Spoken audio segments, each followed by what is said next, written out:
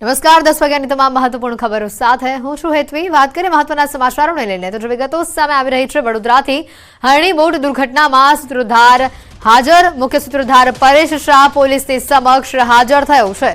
કોટિયા પ્રોજેક્ટનો પડદા પાછળનો આ મુખ્ય સૂત્રધાર છે। ગઈકાલે બપોરે સંતની મધ્યસ્થીથી પોલીસ સામે તે હાજર થયો હતો। ગોપાલ શાહનો સંબંધી થાય છે પરેશ શાહ। પોલીસ સૂત્રોના હાલોલ હળુદરા રોડ ઉપરથી એસઆઈટીએ તેને ઝડપી પાડ્યો હતો। વકીલને મળવા બસમાં વડોદરા આવી રહ્યો હતો ત્યારે તે ઝડપાઈ ગયો હોવાનો પોલીસનો દાવો છે।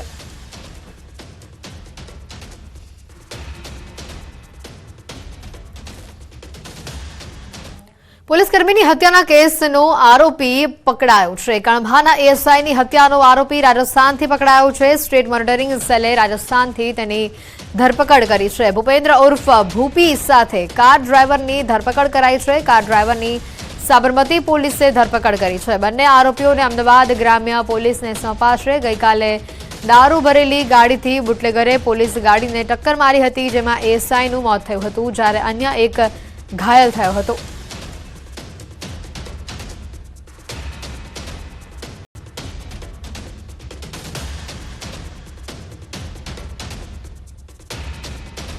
અને હવે વાત કરીશું ચટકાના ઝટકા વિશે।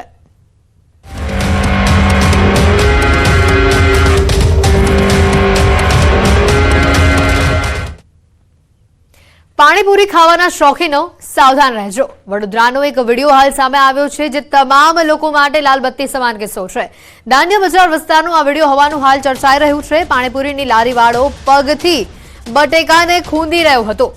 મોટા તપેલામાં પગથી કાચા બટાકા ધોવાઈ રહ્યા હતા। રોડ પર પડી જતા બટાકા પાણીથી ધોઈ ફરી તપેલામાં નાખ્યા। વાયરલ વિડીયોની ન્યૂઝ 18 ગુજરાતી પુષ્ટિ નથી કરતું, પરંતુ આ જે વિડીયો સામે આવ્યો છે એ તમામ પાણીપુરીના શોખીનો માટે લાલબત્તી સમાન કિસ્સો છે। આપ જે દ્રશ્યોમાં જોઈ રહ્યા છો આ પાણીપુરીના બટાકા છે અને કઈ રીતે તેને પગથી ખૂંદવામાં આવી રહ્યા છે તે જુઓ। પહેલા કાચા બટાકા જે કેટલાક રસ્તા ઉપર પડી જાય છે, રસ્તા પર પણ ગટરનું પાણી છે, ગંદકી છે અને એવા જ બટાકાને લઈને ગંદા પાણીમાં તેને ધોવામાં આવે છે અને તે બાદ પગથી તેને ખૂંદવામાં આવે છે। તમામ જે લોકો જે રસ્તા પરની પાણીપુરી મજાથી આરોગતા હોય છે એ તમામ લોકો માટે આ લાલબત્તી સમાન કિસ્સો સામે આવ્યો છે। હાલ આપણે જણાવી દઈએ, ન્યૂઝ 18 ગુજરાતી આ વિડીયોની પુષ્ટિ નથી કરતું, પરંતુ વડોદરાના દાંડિયા બજાર વિસ્તારનો આ વિડીયો હોવાનું ચર્ચાઈ રહ્યું છે।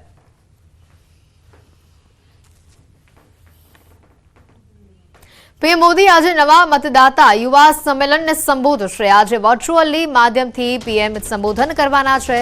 સિલ્વર ઓક યુનિવર્સિટીએ મુખ્યમંત્રી વિદ્યાર્થીઓ સાથે રહીને આ નિહાળશે। તો સીઆર પાટીલ અલગ સ્થળે હાજર રહેશે। પ્રદેશ સંગઠન મહામંત્રી રત્નાકરજી તેમજ પ્રદેશના હોદ્દેદારો પણ અલગ અલગ સ્થળ ઉપર હાજર રહેવાના છે।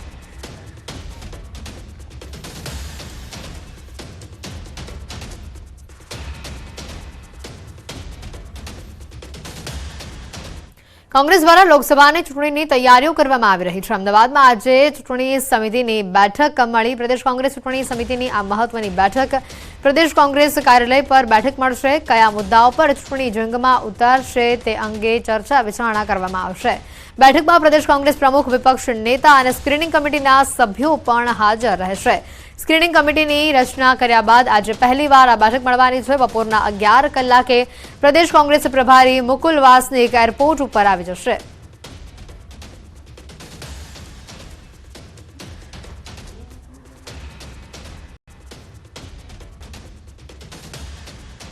ભાજપમાં જોડાવાની વાતો વચ્ચે અર્જુન મોઢવાડિયાની સ્પષ્ટતા સામે આવી છે। ભાજપમાં જોડાવાની વાતને અર્જુન મોઢવાડિયાએ ફગાવી દીધી છે। અર્જુન મોઢવાડિયાએ ટ્વીટ કર્યું છે, મીડિયામાં ચાલતા સમાચારો પાયાવિહોણા છે। હું કોંગ્રેસમાં છું અને પક્ષનો ચૂંટાયેલ એમએલએ છું।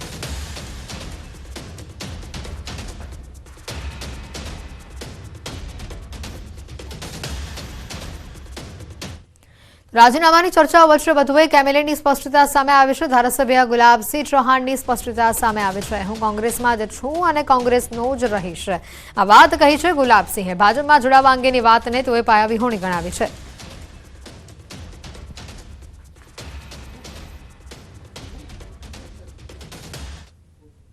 આજે સવારથી મીડિયામાં જે વાતો ચાલી રહી છે કે ગુલાબસિંહ કોંગ્રેસ છોડીને ભાજપમાં જોડાવાના છે, આ વાત તદ્દન વાહિયાત છે, વાત ખોટી છે.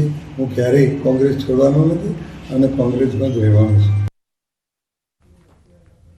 રાજ્યમાં હાર્ટ એટેકથી મોતના બનાવોમાં વધારો થઈ રહ્યો છે. રાજકોટમાં 24 કલાકમાં હાર્ટ એટેકથી 5 લોકોના મોત થયા છે. 22 થી 51 વર્ષ સુધીના વ્યક્તિઓના હાર્ટ એટેકથી મોત થયા છે, જેમાં 22 વર્ષીય અજય સોલંકીના શનિવારના રોજ લગ્ન હતા અને તે પહેલા તેઓને એટેક આવી ગયો. તો આસ્થા સોસાયટીમાં રહેતા 35 વર્ષીય સૂર્યદીપસિંહ જાડેજા, મણિનગરમાં રહેતા 46 વર્ષીય મહેન્દ્ર ચૌહાણ, બાબરિયા કોલોનીમાં રહેતા 51 વર્ષીય હંસાબા જાડેજા અને રાજકોટ જેલમાં બંધ અંજારના કેદી 55 વર્ષીય હરી લોચાણીનું મોત થયું છે.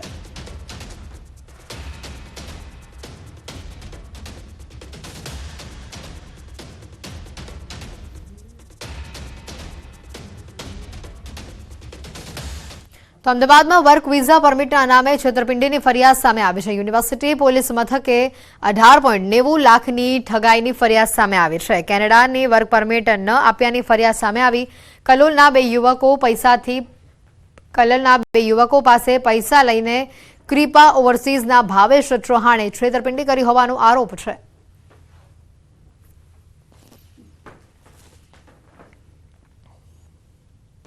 રાજ્યમાં ઠંડીનો ચમકારો યથાવત છે. 16 જેટલા શહેરોમાં 15 ડિગ્રીથી પણ તાપમાન નીચે નોંધાયું છે. 9 ડિગ્રી તાપમાન સાથે નલિયા સૌથી ઠંડુ શહેર જોવા મળ્યું. પાટનગર ગાંધીનગરમાં 11 ડિગ્રી પારો પહોંચ્યો. ડીસા અને વડોદરામાં 12 ડિગ્રી તાપમાન નોંધાયું છે. તો રાજકોટ અને અમદાવાદમાં 13 ડિગ્રી ઠંડી નોંધાઈ છે. ભુજ, અમરેલી, કેશોદમાં 13 ડિગ્રી તાપમાન નોંધાયું છે. 48 કલાક બાદ ઠંડીમાં રાહત મળવાની સંભાવના છે. 48 કલાક બાદ 2 થી 3 ડિગ્રી પારો ઉંચકાશે.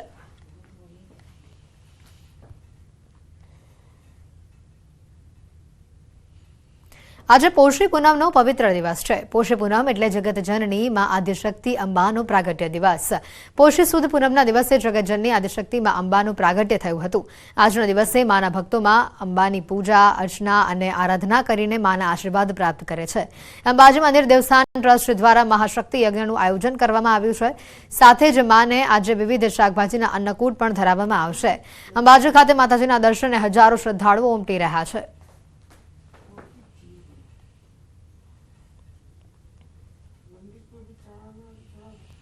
આજે પોષ સુદ પૂર્ણિમાએ મંદિરોમાં વિશેષ પૂજા અર્ચન કરવામાં આવી રહ્યા છે. અરવલ્લીના શામળાજી મંદિરમાં આજે પૂજન અર્ચન કરવામાં આવ્યું. શામળાજીની મૂર્તિના આજે વિશેષ શણગાર કરવામાં આવ્યો. સુવર્ણ અલંકાર અને સુંદર વાઘાથી શણગાર કરવામાં આવ્યો.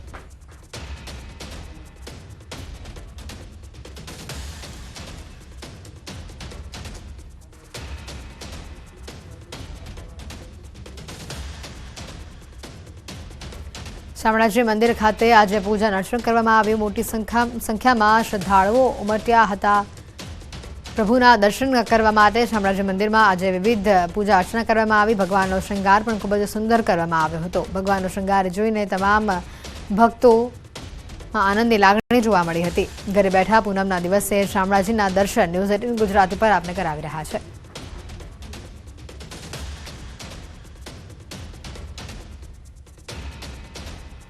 આજે પોષ સુદ પૂર્ણિમાના દિવસે અમદાવાદના મેમનગરમાં સ્વામિનારાયણ ગુરુકુલમાં ઋષિકુમારોએ મધ સ્નાન કર્યું. શિયાળાની કડકડતી ઠંડીમાં માટલાના પાણીથી સ્નાન કરવાથી 12 મહિના સ્વાસ્થ્ય સારું રહે છે તેવી એક માન્યતા પ્રવર્તે છે. ત્યારે પોષી પૂર્ણિમાથી માધ સ્નાન માટે ઉત્તમ માનવામાં આવે છે. પોષી પૂર્ણિમાથી લઈને મહામાસની પૂર્ણિમા સુધી 1 મહિનો વહેલી સવારે ઠંડા પાણીથી સ્નાન કરાશે. હવે આખો મહિનો સવારે 5 થી 5:30 દરમિયાન માધ સ્નાન થશે. દર વર્ષે સ્વામિનારાયણ ગુરુકુલના વિદ્યાર્થીઓ અને દર્શનમ સંસ્કૃત મહાવિદ્યાલયના ઋષિકુમારો અને સંતો ગરમ પાણીની વ્યવસ્થા હોવા છતાં સ્વૈચ્છિક રીતે માધ સ્નાન કરે છે.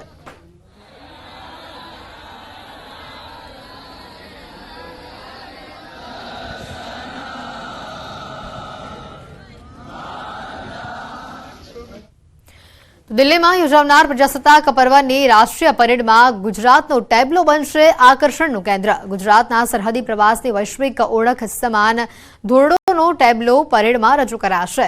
આ ટેબ્લોમાં ધોરડોના ભૂંગા તરીકે ઓળખાતા ઘર, સ્થાનિક હસ્તકલા અને રોગાન કલા, રણોત્સવ, ટેન્ટ સિટી, યુનેસ્કોએ તાજેતરમાં જ જાહેર કરેલા ગુજરાતના અમૃત સાંસ્કૃતિક વારસા સમા ગરબાનો પણ સમાવેશ કરવામાં આવ્યો છે. આ ટેબ્લો થકી વિકસિત ભારતની પરિકલ્પનાને મૂર્તિમાન કરતા દેશ અને રાજ્યના સરહદી પ્રવાસનને દર્શાવવાનો પ્રયાસ કરાયો છે.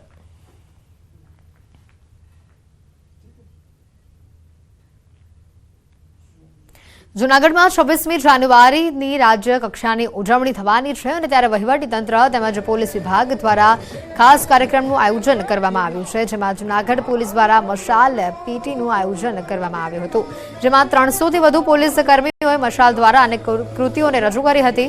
26 જાન્યુઆરીને લઈને શહેરની વિવેકાનંદ સ્કૂલમાં પોલીસ દ્વારા કાર્યક્રમો કરવામાં આવ્યા છે, જેમાં મહિલા સશક્તિકરણ, મલખમ, બાઇક ઉપર અલગ અલગ સ્ટન્ટ જેવા અનેક કાર્યક્રમો રજૂ કરવામાં આવ્યા હતા। ખાસ તો મશાલ પીટી દ્વારા ગુજરાત પોલીસ જય શ્રી રામ ફિટ ઇન્ડિયા આપણું જૂનાગઢ ગિરનારની મશાલ દ્વારા કૃતિઓ રજૂ કરવામાં આવી અને કાર્યક્રમમાં લોક સાહિત્યકાર રાજબા ગઢવીએ ડાયરો કરી દેશપ્રેમનો નશો કરે તેવી લાગણી વ્યક્ત કરી હતી।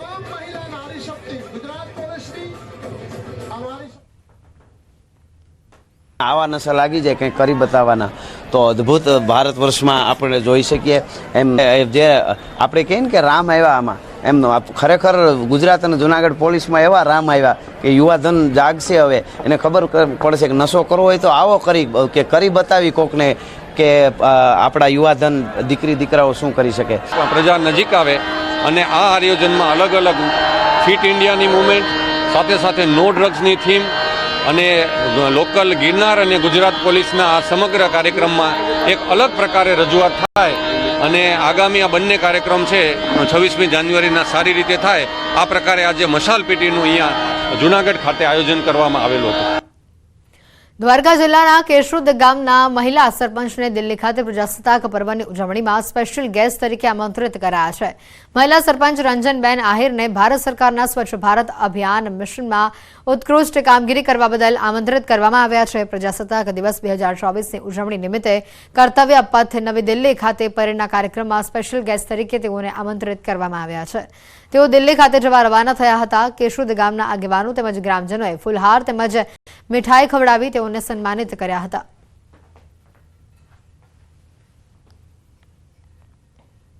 ખંભાળિયા તાલુકાના નાનકડું એવું ગામ કેશોદ ગામ, જેના પ્રજાસત્તાક પર્વ દિલ્હી મુકામે લાલ કિલ્લા ઉપર એક નાનકડા ગામના સરપંચને સ્પેશિયલ ગેસ્ટ તરીકે જે નિમંત્રણ કરવામાં આવ્યું છે તે આપણા જિલ્લા માટે, આપણા તાલુકા માટે તેમજ આપણા ગામ માટે ખૂબ જ ગૌરવપૂર્ણ બાબત કહેવાય।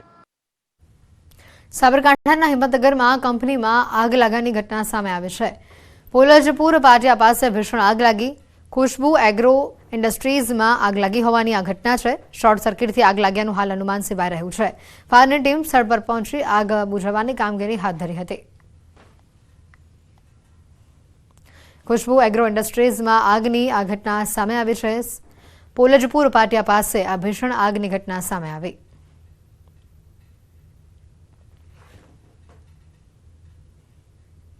સમાચારોમાં હાલ રોકાઈશું એક બ્રેક માટે।